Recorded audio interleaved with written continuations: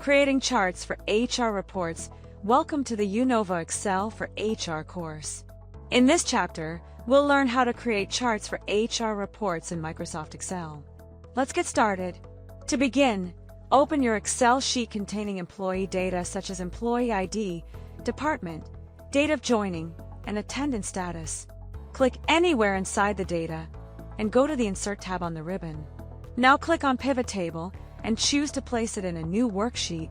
Once the pivot table is created, you'll see the Pivot Table Fields panel on the right. Drag the department field into the rows area and drag employee ID into the values area.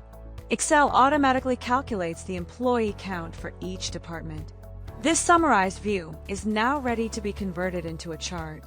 Click anywhere inside the pivot table and go back to the Insert tab and select Insert Column Chart. Excel immediately creates a column chart showing department-wise employee count.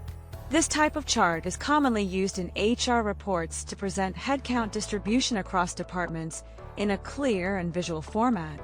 Now let's create another chart using pivot data. In the same pivot table, replace department in rows with attendance status and keep employee ID in values.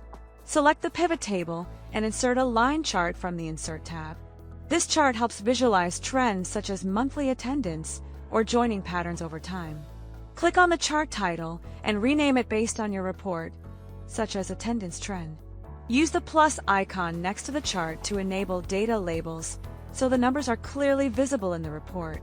While Excel requires manual steps to summarize data and create charts, Unova HRMS provides ready dashboards and analytics where these insights are available instantly without manual calculations. That's it! You now know how to create HR charts in Microsoft Excel for accurate and meaningful reporting.